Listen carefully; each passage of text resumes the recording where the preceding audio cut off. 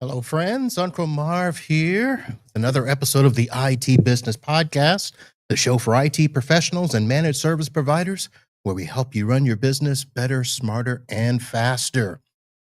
If you are here watching me live, this is the Wednesday live show presented by our good friends over at ThreatLocker. Zero Trust, Total Control. And this is going to be probably a quick show. I'm here solo. And the reason I'm here solo is because I got my dates all mixed up because we are getting back on the road. It is going to be the fall version of travel for me. Next week, I will be in Philadelphia for the final ASCII Edge event of the year. It is the ASCII Cup. And if you are near the city of Philly and you want to go, October 29th and 30th, I believe that there are still spots available. It is at the Sheraton Philadelphia downtown, and there are rates available. Now, listen, you can get there free. If you haven't signed up yet and you want to go and you want to get a free ticket, and you are, I believe it's 50 miles out, and you want to get a free whole night stay, let me know. Reach out. I'll get you a code. I'll get you in there free. But that is going to happen, and it is going to be a fantastic 2 days. And we will be podcasting from the event. In fact, rumor has it that there might be a live stream happening there, but I don't want to jinx it, so I'm not going to guarantee it. But it is in the works, and hopefully that will happen.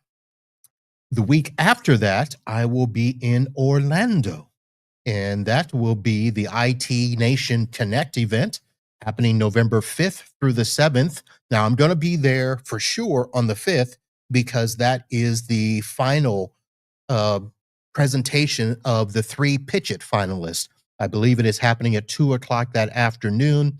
It should be quite interesting there. The 2025 finalists, Threat Captain, Mizo, and Strategy Overview.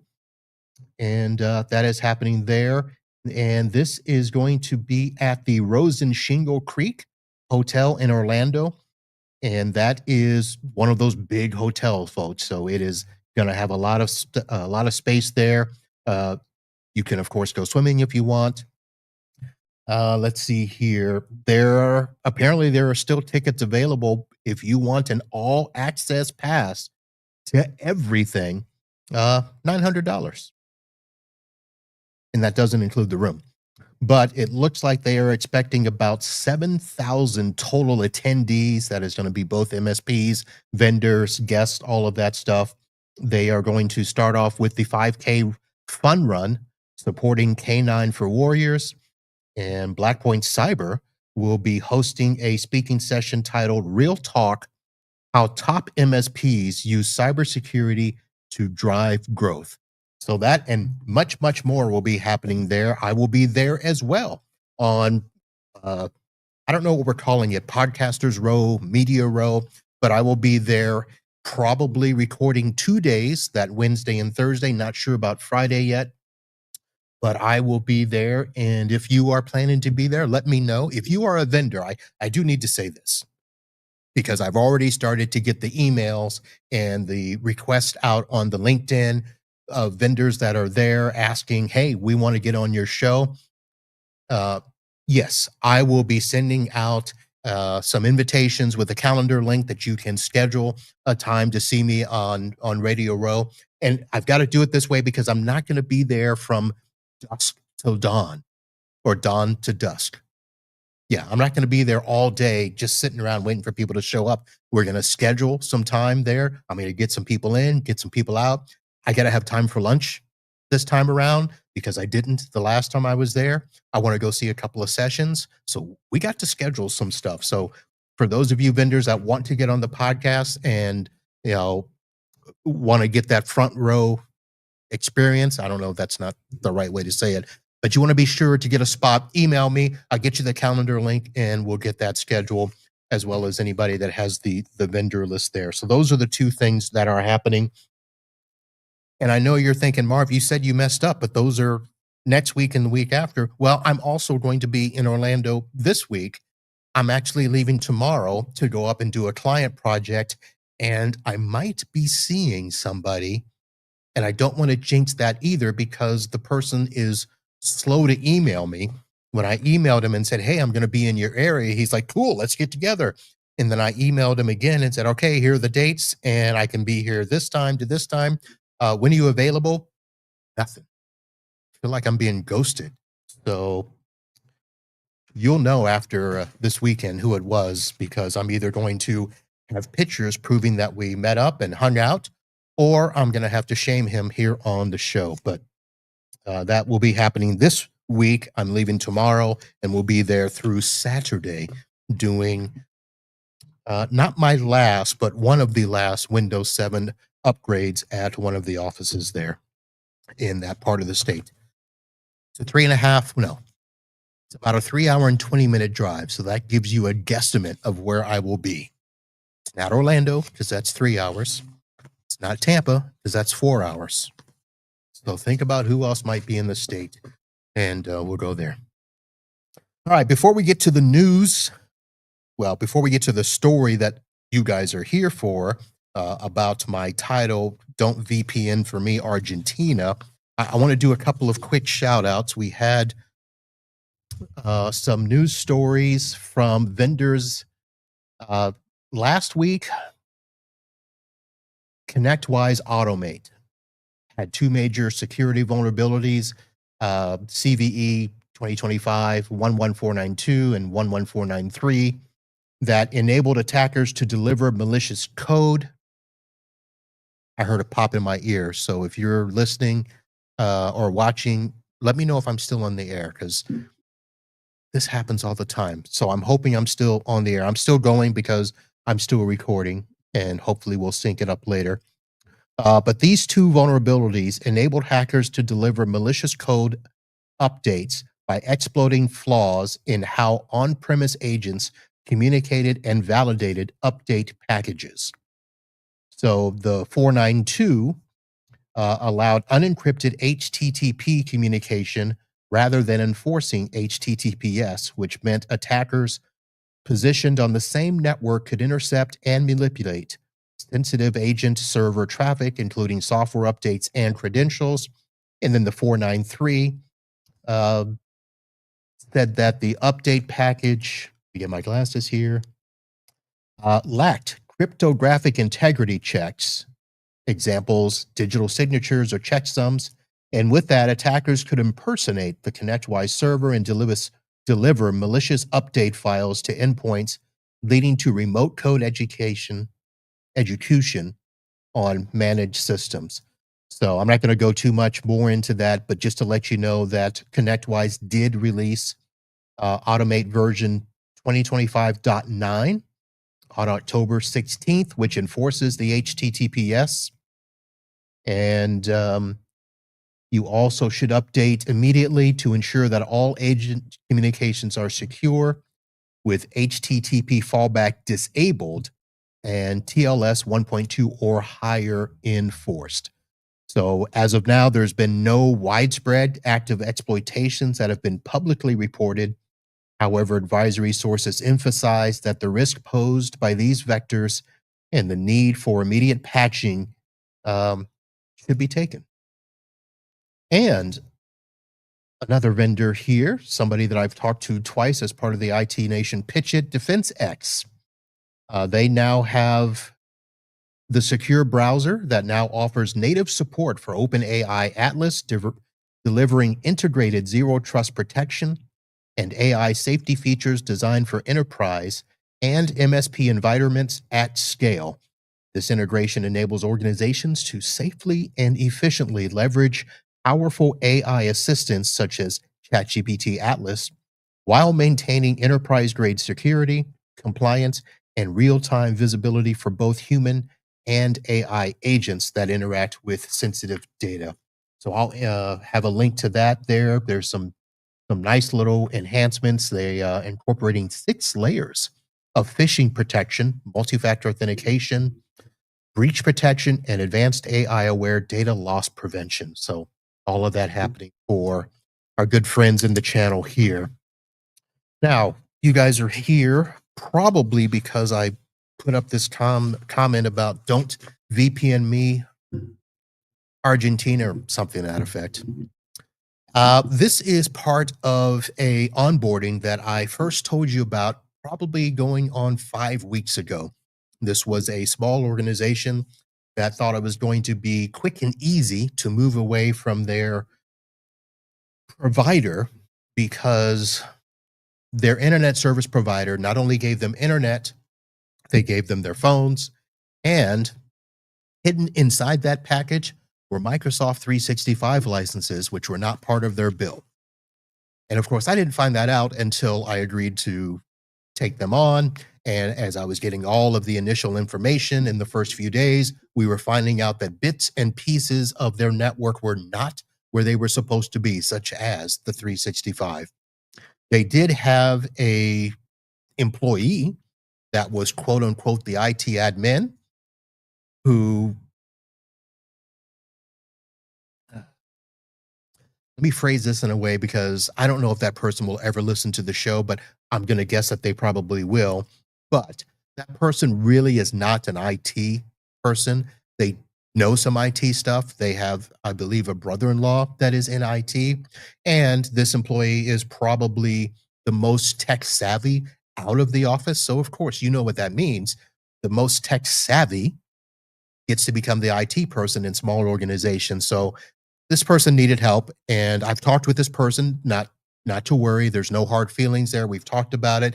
That person is very happy that we are taking over a lot of the IP stuff. We're still going to allow for them to do some of the stuff that is more, user centric, helping them with training and doing some of the things that have to do with their job duties that, are really not IT related or network related. We're going to oversee the infrastructure and all that.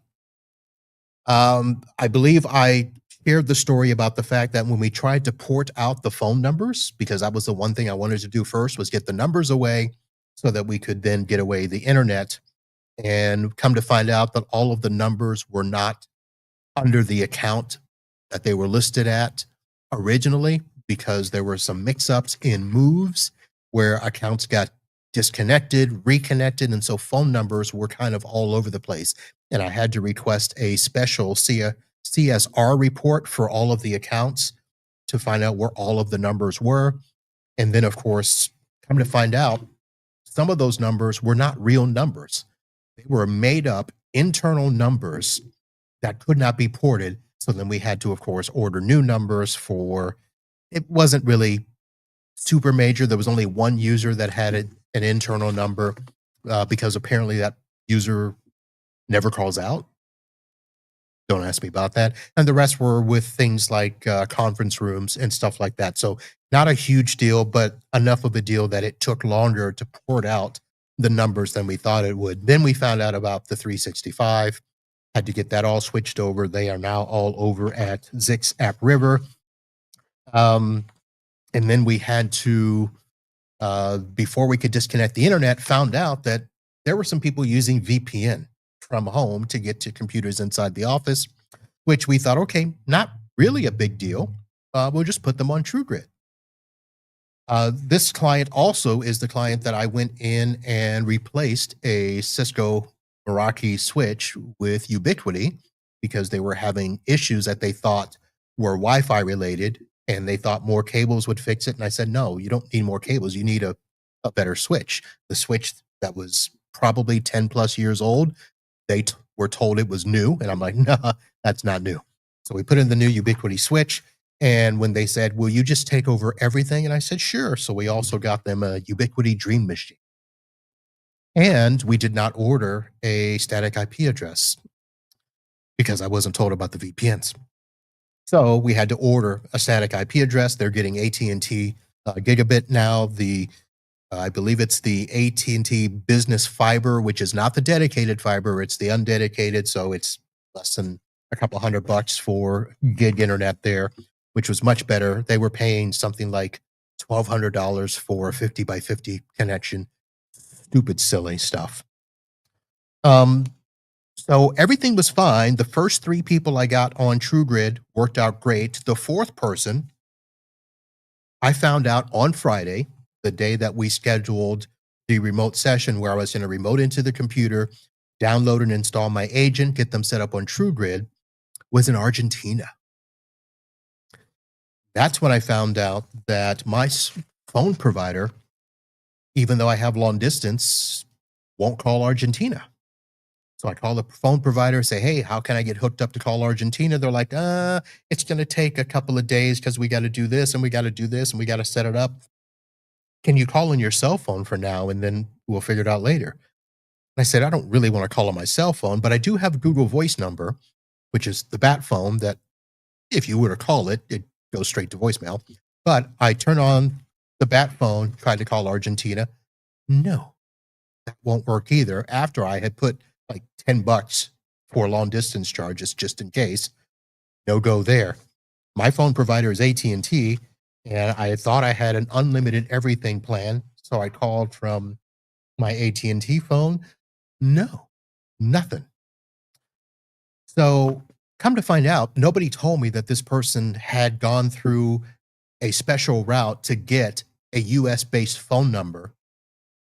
They just never turned on the phone. So between texting they use Slack at that office to contact this person, they told me that you need to do WhatsApp.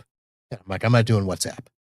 So they finally got the person to turn on the US number. So we call, all good, download my RMM agent, download TrueGrid.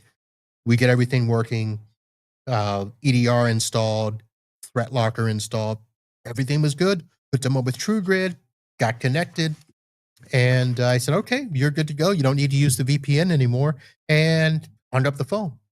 And about 20 minutes later, they called back and said, hey, I can't get to these websites unless I turn the VPN back on. I said, oh, well, that's interesting. So we do that. So I had her turn off the VPN. I'm connected. I have her show me the sites. They come up, blocked. And I said, all right. So if you use TrueGrid and connect back to the other computer, can you just get to the websites from the US computer? She said, sure. Go to open up TrueGrid, and they are authenticated in the Azure cloud. And so when TrueGrid opens, she went to go put in her email address. It then says, connect to 365 to sign in, because that's what you do when TrueGrid is connected to Azure. And it just spins and spins and spins and spins. She can't authenticate because the VPN that she was connected to earlier, she disconnected, and that won't authenticate. And I'm like, okay, how can you not authenticate to a 365 server from Argentina? And she's like, yeah, I can't do much down here. And so here I am on a Friday finding out from the end user that they can't do squat from Argentina. And I said, well, okay, how are you doing this and that? And she goes, well, we have Starlink. And I said, oh, Starlink will work. And she's like, yeah, I'm on it now. So she's on Starlink Wi-Fi, but can't get to websites in the US. She can get to some, but not the ones she needs, which are all legal sites. And I'm getting ready to rip out that VPN from the previous provider on Saturday. And I'm like, I got to scramble. So I said, okay, go ahead and work, connect the VPN. I will, get some other stuff set up. And the reason I had to think about it is because normally in this situation, I would have a Sonic Wall in place, and I would just connect the Sonic Wall global VPN client, which would be the thing. Well, I didn't have Sonic Wall here. I had Ubiquity, and I had not yet played with the Ubiquity VPN services. Now I know Ubiquity has 3 options, and I'm like, no big deal. I'll just set that up and everything will be fine. So I go on Saturday, rip out the previous provider stuff, and I test the Ubiquity VPN from my office, and everything seems to be working. So I even did the teleport that the Ubiquity has, and the first one. I didn't do the third one, the Open VPN. And I thought that will be fine. I've got 2 things ready, good to go. Monday morning rolls around. The customer patiently waits till 9 o'clock for me to call her. She usually starts work at 7:30. I wasn't getting into the office at 7:30. So 9 o'clock comes in, get my coffee, call and said, okay, let's get set up on the VPN, get her set up. Boom, nothing, blocked. I'm like, okay, let's try the open VPN connection. Boom, nothing, blocked. I'm like, oh crap, I need something fast. So I had been told by another pal of mine that, hey, there's this open source VPN called NetBird. And so I quickly am doing my research on NetBird, and it is a peer to peer VPN service, much like OpenVPN, much like some of the other services. And I'm like, all right, I'll use that.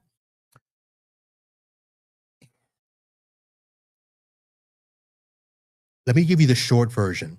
So you have to download the VPN client for the computer you're connecting to and for the computer you're connecting from. And you set up authentication by adding a user in the portal that they have to get an invitation to accept. They've got to create an account. The account was created. Everything was good. Connected on that end, connected on this end. Everything looked like it's going to work. Boom, nothing. And I'm like, well, that's interesting. So I am at this point scrambling. So what did I end up doing? I ended up using the L2TP connection in the Ubiquity to get them connected. I looked at the connection that they had before. She was using the Microsoft VPN. I just looked at it. I'm like, you know what? I don't like it, but I will set that up. So I went to duplicate it, change the IP address. That didn't work. I ended up having to change several settings inside the Microsoft VPN before I could get it to work, including not just, setting up the MS chat, but there was another setting there. And then there was another setting in Ubiquity to say, hey, use the less secure protocol for this to work. So the person connected, and for a little added security, we ended up putting in Duo so that when the person connected to the desktop, she had to do the MFA to connect there. So as I'm telling the story, I'm, chatting with some people in a Discord saying, hey, tried to use that service and it didn't work. And like, of course it works. And then of course everybody does what the in thing to do now is, let's ask AI, hey, can you use VPN from Argentina? Now, I didn't have the heart to tell these guys I already did that same search. And I searched on all the sites that said, yes, VPNs are legal in Argentina. You should have no problem with any of their major services. No, that ain't true. So I did more researching and found out that yes, internet service providers in Argentina do throttle or block certain VPN endpoints, primarily as measures to control bandwidth usage or enforce local content restrictions. This behavior is most common with well-known commercial VPN server IP addresses, making it difficult to access some sites or use VPNs for privacy or streaming at optimal speeds. Does Argentina restrict them? Well, the ISPs can block VPN traffic by filtering and blacklisting the IP addresses of commercial VPN servers. They also may use deep packet inspection to detect and disrupt VPN traffic patterns, especially protocols like OpenVPN. And then, of course, bandwidth throttling that often targets encrypted traffic, such as torrents or streaming, which we weren't trying to do, impacting even premium VPN users in some cases. And then they give the workarounds there. So that was a story that I just had to share. I couldn't quite do it in a Discord fashion. So if any of you guys that were in the Discord are watching, there's your answer. And if you have comments or questions, please throw them in the chat and I will address them. Now, I'm going to leave the rest of the show open. Well, I do have some other stuff to go over, but I'm going to leave some time here that if you have questions about my onboarding, my VPN usage, my TrueGrid, my workarounds, my ubiquity stuff, I would encourage you to put them in the chat because, listen, we are all here to help one another. And what better way to do it than to share my struggles with you? Mike Smith calls them his stories from the trenches. Um, some other people have things where they will come on and share their wins and losses for the week. I normally don't do that, but I think every now and then I should do that. So come one, come all, bring your questions, your comments, throw them in the chat. I see that, let's see, we are streaming live on LinkedIn, YouTube, and the Facebook. So all three of those comment chats will show up here for me. So throw your questions in there and I will answer them. And as you gather your thoughts together, let me go ahead and take some time here to thank our sponsors for tonight's show. Of course, our show is presented by ThreatLocker. With powerful application ring fencing, ThreatLocker contains threats before they spread. Approved apps just get the access they need, nothing more. Dynamic network controls lock down every endpoint, keeping ports closed and only opening them to trusted connections, preventing lateral movement and network infiltration. And of course, I encourage you to head over to the IT Business Podcast website, click on that sponsor link, and support all of the show sponsors, all of the affiliate links that I have, both past and present.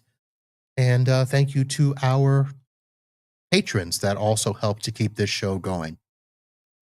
And hello there, David. Howdy. Horror story for spooky month. Yeah, that wasn't actually the worst story. I do have a story, but I have to get it straight in my head because it's a head scratcher and I need some time to digest it and put it into a digestible form for you that makes sense, but it'll be interesting. Anybody else out there want to throw something in the chat? I do want to say that we did not talk at all about October being Cybersecurity Awareness Month. We have been so busy doing other stuff. Of course, Windows 11 was a big emphasis this month as we were trying to get all of our customers off of Windows 10. And interesting enough, do you guys realize that 51% of Windows computers are still Windows 10 or previous? Only 49% of the active computers actually are Windows 11. That is amazing. So I didn't plan to talk about that, but that was just something that I saw that was a huge story. So of course, customers like, well, I don't have to upgrade. Nobody else did. Well, we need to because hits are coming. So this year, CISA's theme for Cybersecurity Awareness Month was building a cyber strong America. And it was themed that way to encourage all organizations, including MSPs, local governments, and small businesses to take concrete steps that strengthen resilience against cyber threats. The focus is on clear cybersecurity responsibilities for every sector, highlighting collaboration between public and private. In 2024, U.S. businesses reported a substantial rise in cybercrime losses, driving home the urgency for proactive cyber defense. CISA's recommended best practices involve frequent staff training and realistic phishing simulations, setting firm security standards for both vendors and internal teams, and then promoting everyday security habits such as locking workstations, utilizing password managers, and encouraging immediate reporting of suspicious activities. The National Cybersecurity Alliance 2025 theme is Stay Safe Online, and it spotlights the fundamental core 4 security strategies that are essential for all individuals and organizations. And those core four strategies are strong passwords and password manager. Second is multi factor authentication. Third, report and report scams. And four, update software regularly. So that seems kind of basic.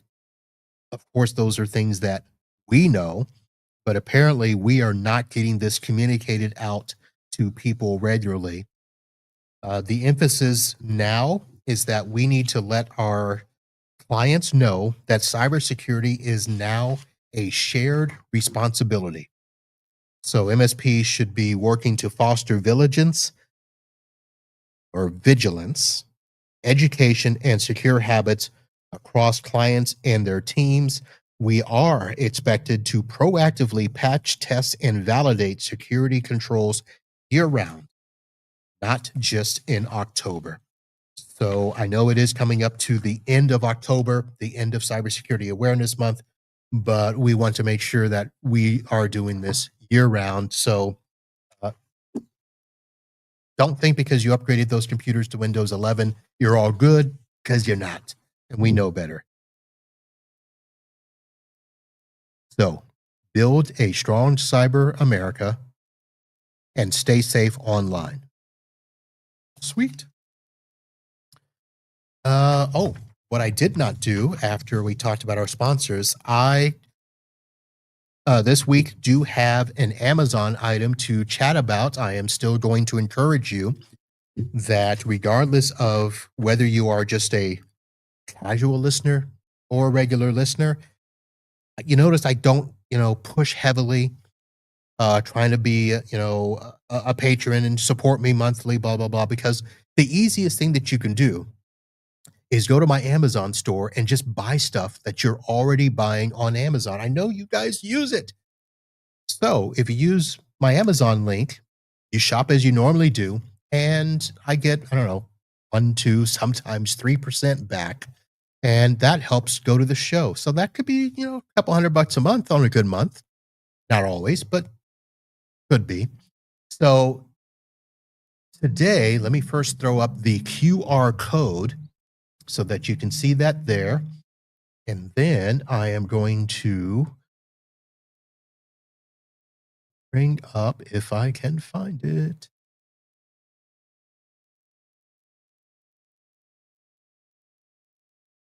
Here we go. What I'm going to show you is what somebody purchased.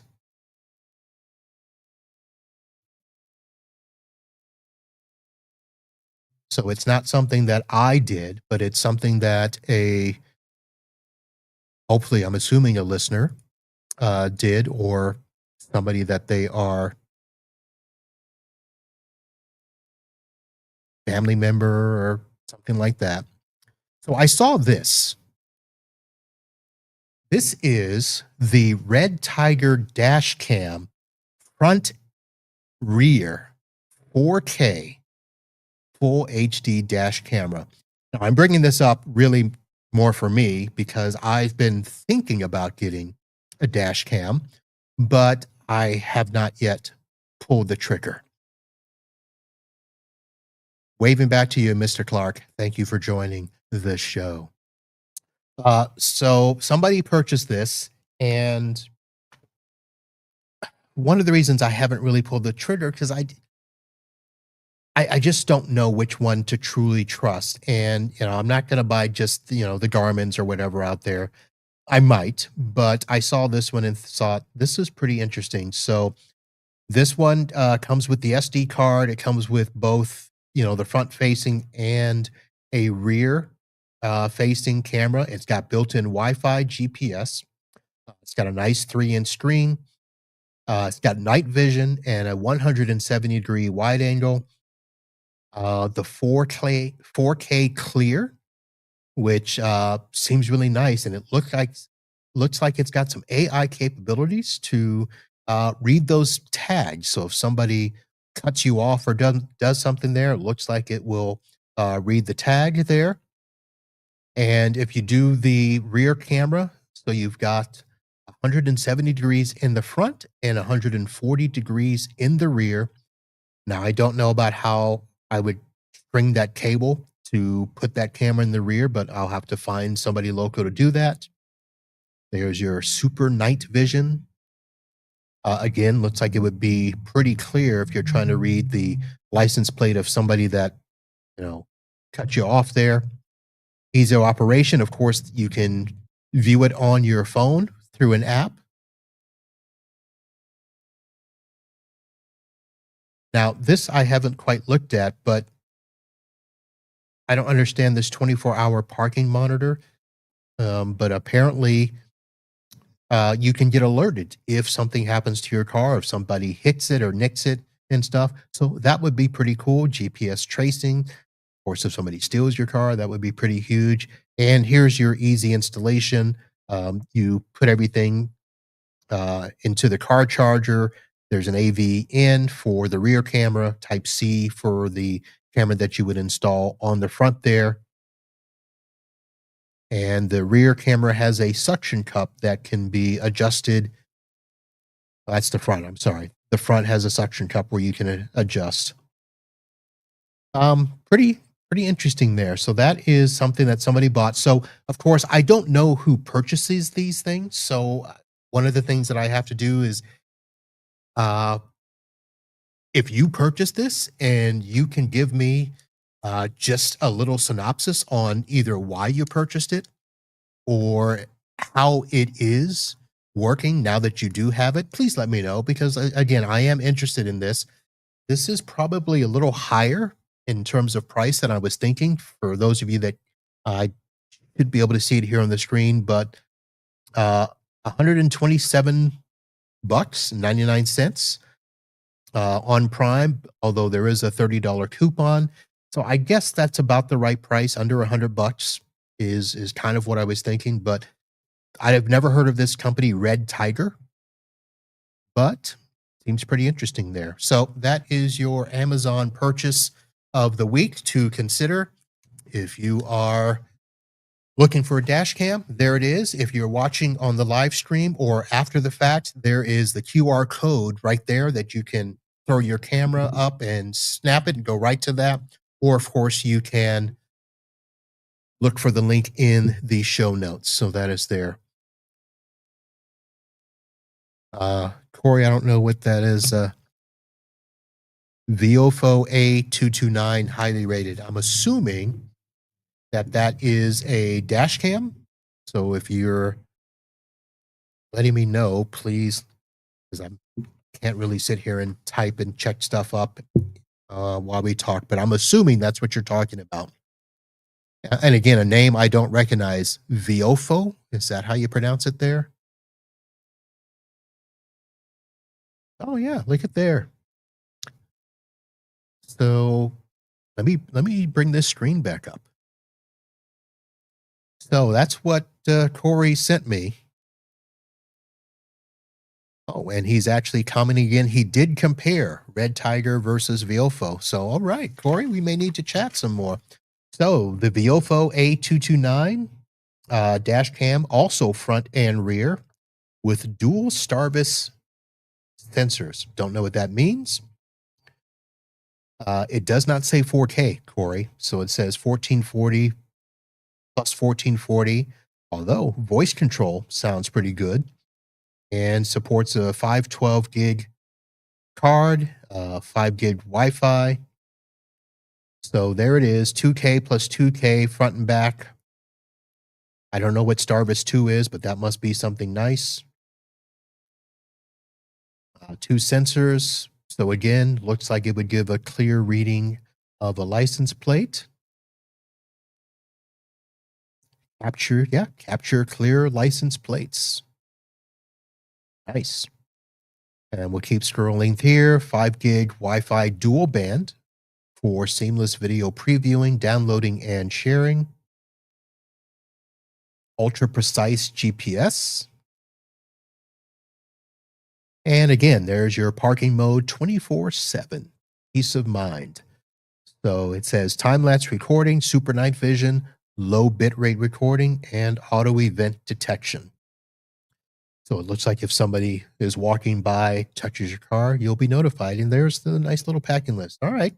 Corey, thanks for letting me know. That is something to consider. A little bit more than the other at $189.99. No coupon. But if it truly is superior, I'm sure it's going to be worth it. So very nice. So it's, you say 4K front and 2K rear. So I wonder if there's an update to that, because that's not what this says here. But very nice. Okay, there's our Amazon for today. And let's take down the QR code. All right. Thank you very much for that. And that was the show for tonight. As I mentioned, I fully expected the folks from my Discord to be in here and question me, because they really did not think that I understood how to set up a VPN from Argentina and that it should work if you do the peer-to-peer. And I'm like, yeah, it should, but it didn't. So I just had to get that information to show them that, yeah, Argentina apparently is doing its thing. Now, what I don't know is if Argentina is one of those countries, kind of like, Colombia, where, they're exporting a lot of drugs to the U.S. I don't know if we've got a war going on with them. I do know that they've had a couple of episodes of Naked and Afraid down in Argentina, and that looks like a place that I don't think I'd want to go to. And with as much rain and wetness that is happening there, not a place for me. But again, this worker is down there. She lives there, and she's set up and working well now. So all thanks to that.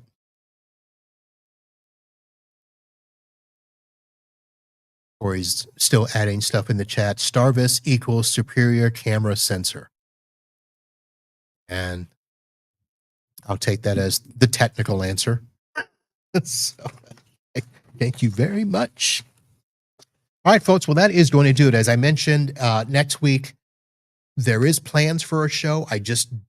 I'll be honest, I don't think it's going to be at this regular time, 8 p.m. Eastern, because that's probably going to be dinner time. So it will probably be sometime during the day on Wednesday that we will do the live show if it happens. But do know that I will have, of course, plenty of content after both ASCII Edge and IT Nation, as I will be doing interviews on site there. I'm going to try to find a way to package them up so that you're not listening to 30 podcasts when I come back. But there are going to be other podcasts. In fact, I have one that's set to publish on Monday, another NSITSP profile, and it's going to be back to busy season, folks. So November is going to be a busy month for podcasting. And then, of course, it's going to be December, and we got to get ready for the holiday party. Well, before that, Black Friday, we'll be doing that preview. And December will be here and end of the year before you know it. But thank you for hanging out. Thank you for downloading and subscribing to the show. Hope you enjoyed this one. And sorry, somebody was walking by outside making noise. You didn't hear it, but I did. Again, we'll be back at least some point next week, hopefully from ASCII Edge. I'm not sure about what's happening at IT Nation. The goal was to try to stream live from there as well, but I don't think that'll happen. But if you're in either the Philadelphia area or the Orlando area for either of those events, let me know. Let's hang. We'll see you guys soon. And until then, holla.